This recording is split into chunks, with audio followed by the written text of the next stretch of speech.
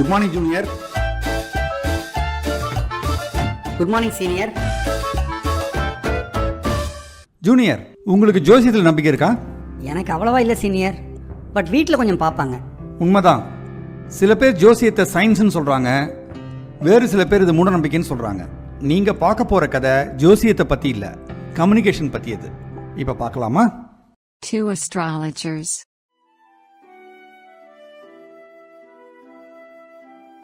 மன்னருக்கும் இந்த மாபெரும் சபைக்கும் எனது வணக்கங்கள். ஜோசியரே வருக, உங்கள் வரவு நல்வரவாகுக.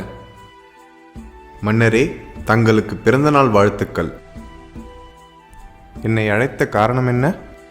இன்று மன்னனின் பிறந்த நாளை முன்னிட்டு நகரமே விழாக்கோலமாக இருக்கிறது. இன்று மன்னர் தனது எதிர்காலம் பற்றியும் நாட்டின் எதிர்காலம் பற்றியும் அறிந்து கொள்ள விரும்புகிறார். மன்னரின் ஜாதகத்தை கணித்து பலனை சொல்வீராக. அப்படியே செய்கிறேன் அமைச்சரே.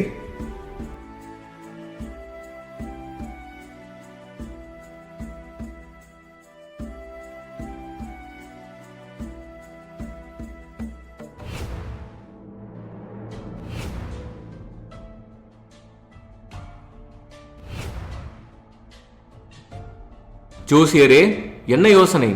ஏன் தாமதம்? மன்னிக்க வேண்டும் அண்ணா, என்னுடைய கணிப்பில் மகிழ்ச்சியான செய்தி இல்லை.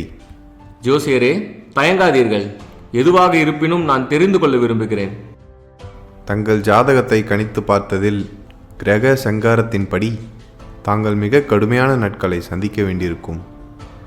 இந்த அவையில் உள்ள அனைவரும் மரணமடைவதை நீங்கள் காண்பீர். மகாராணி மரணமடைவதையும் நீங்கள் பார்க்க வேண்டியிருக்கும். ஜோசியரே, சரியாக கணித்தீர்களா? ஆமரசரே, இதுவரை எனது கணிப்பு தவறானதில்லை. சரி, நீங்கள் செல்லலாம்.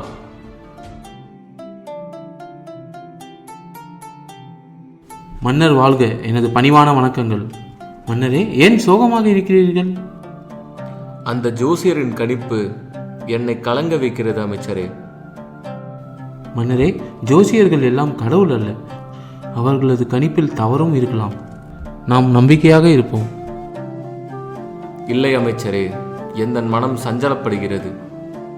மன்னரே, தாங்களுக்கு ஒரு யோசனை கூறலாமா?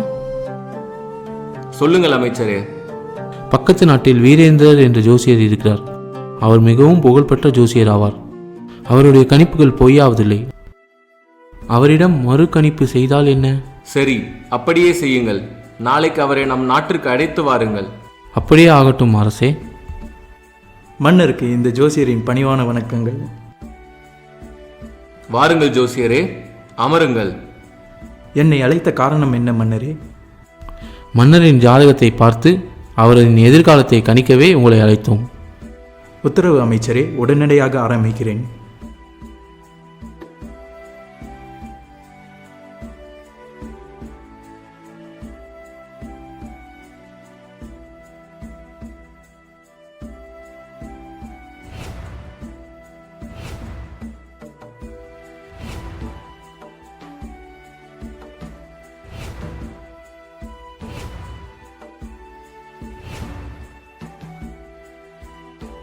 மன்னருக்கும் இந்த மாபெரும் அவைக்கும் என் பணிவான வணக்கங்கள். நான் ஒரு முக்கியமான மகிழ்ச்சியான செய்தியை கூறப்போகிறேன்.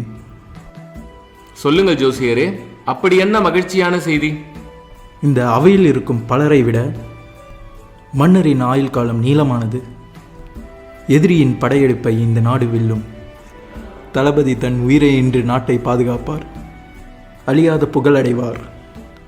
அமைச்சர் தன்னுடைய இறுதி காலம் வரை மன்னருடன் பணி செய்வார். மகாராணியார் வாழும் காலம் வரை பூவும் பொட்டுமாக முழு சுமங்கலியாக இருப்பார். மன்னரின் காலத்திற்கு பிறகு இந்த குலமே அரசை ஆளும். அற்புதம் ஜோசியரே, என் மனக்கவலையை தீர்த்து விட்டீர்கள். எங்கள் பரிசுகளை எடுத்து செல்லுங்கள்.